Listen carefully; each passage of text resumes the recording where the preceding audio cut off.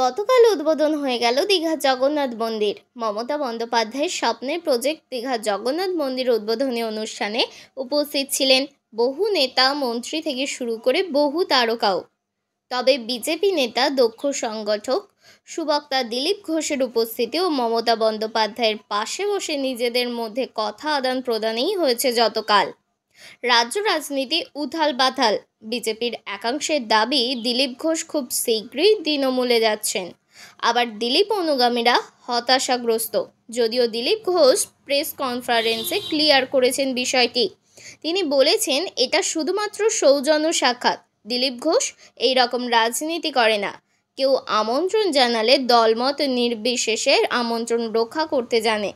আমাকে যারা চেনেন তারা চিন্তা করবেন না। তিনি আরও বলেন, দিলীপ ঘোষ দল বদল করতে নয়, পশ্চিমবঙ্গ বদলাতে এসেছে। আরও কি বললেন শুনে নেব।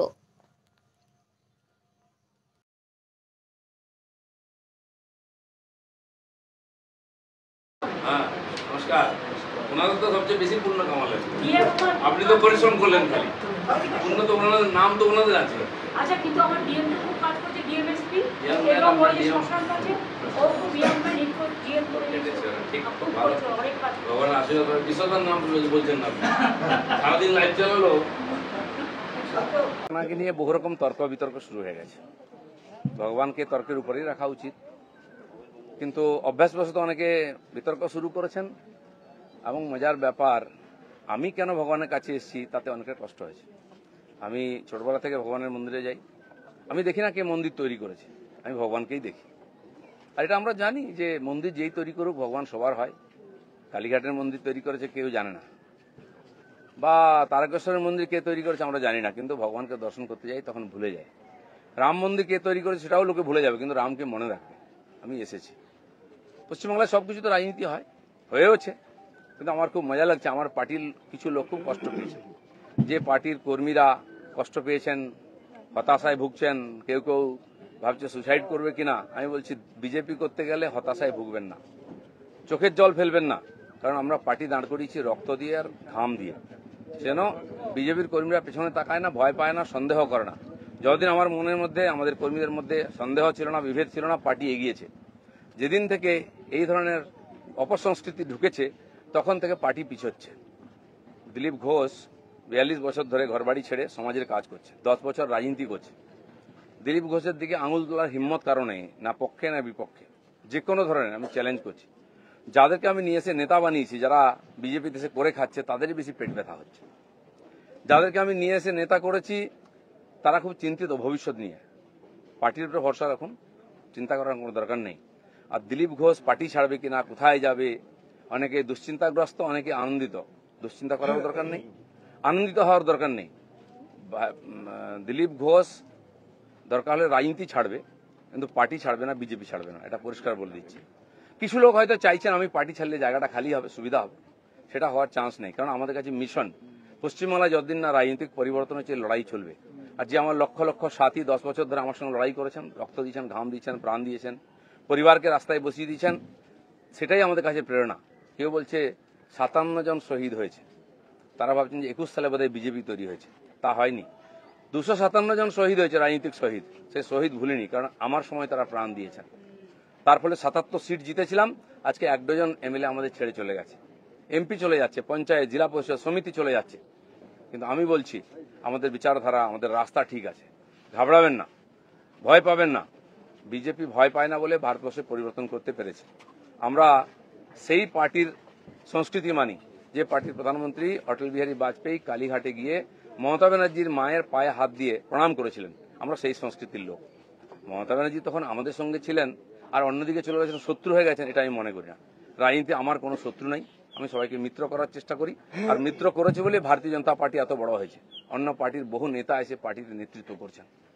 তো সেই জন্য আমরা সেই সংস্কৃতির লোক, সেই পার্টির কর্মী যে পার্টির প্রধানমন্ত্রী অটল বিহারী বাজপেয়ী শান্তির বার্তা নিয়ে বাসে চড়ে লাহোরে গেছিলেন, শত্রুর দেশে গেছিলেন, ঘোষিত শত্রু পাকিস্তান। প্রধানমন্ত্রীর সঙ্গে আলাপ করেছিলেন। ফিরে আসার পরে পাকিস্তান আক্রমণ করেছিল, কার্গিল যুদ্ধ হয়েছিল। অটল বিহারীর হাত কাঁপেনি, মিরাজ পাঠিয়ে দিয়ে, সেনা পাঠিয়ে দিয়ে সমস্ত বাংকার গুঁড়িয়ে দিয়েছিলেন। আমরা সেই সংস্কৃতি, এটা ভারতের সংস্কৃতি, এটা বিজেপি সংস্কৃতি। আমার প্রধানমন্ত্রী নরেন্দ্র মোদী তিনি নওয়াজ শরীফের বাড়িতে বিয়েতে নেমন্ত্রণ রক্ষা করতে গেছিলেন, কোনো প্রোটোকল মানেননি, আশীর্বাদ করেছিলেন মেয়েকে, কিন্তু তারপরে পাঠানকোট হয়েছিল, পুলওয়ামা হয়েছিল, কিন্তু নরেন্দ্র মোদী সার্জিক্যাল স্ট্রাইক করতে, এয়ার স্ট্রাইক করতে পিছিয়ে যাননি, কারণ এটাই বিজেপি, এটাই ভারতীয় সংস্কৃতি। সেজন্য আমরা যেন আমাদের পরিচিতি না ভুলে যাই। আমার পাড়ায় বিয়ে হচ্ছে টিএমসি নেতার বাড়িতে, সে টিএমসি করে বলে তার বাড়িতে আমি বিয়েতে যাব না, এই ধরনের জঘন্য নিম্ন রুচির রাজনীতি দিলীপ ঘোষ করে না, করবেও না, এটা আমি ঘৃণা করি। আমার বাড়ির জামাই যদি অন্য পার্টি করে, সেই মেয়ের বাড়ি আমি যাব না, এই রাজনীতি দিলীপ ঘোষ করে না, করবে না। যারা করতে চাইছে এটাকে, বিজেপিকে এই অপসংস্কৃতি আনতে চাইছে, তারা বিজেপি জানে না, তারা বিজেপি জানে না, তারা দিলীপ ঘোষকে চেনে না, এর পিছনে কত ত্যাগ তপস্যা আছে জানে না। যারা 21 সালে এসছে, 20 সালে বিজেপিতে এসছে না, তারা বিজেপি বুঝতে পারবে না। কেউ কেউ আরএসএস দেখাচ্ছে, কেউ কেউ হিন্দুত্ব বোঝাচ্ছে।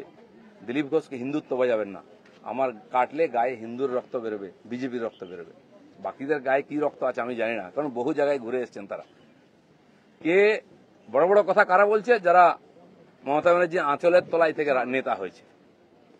আরো বড় বড় কথা বলছে অনেকে, চরিত্রের কথা বলছে, যারা কালীঘাটের উচ্ছিষ্ট খেয়ে জীবন কাটিয়েছে, আজকে বিজেপির উচ্ছিষ্ট খেয়ে বেঁচে আছে, তারা দিলীপ ঘোষকে ক্যারেক্টার সার্টিফিকেট দিচ্ছে। যারা 4টে বিয়ে করে, 14টা গার্লফ্রেন্ড রাখে, রাত্রের জীবন একরকম, দিনের জীবন একরকম, তারা দিলীপ ঘোষকে ত্যাগী ভোগী বলছে।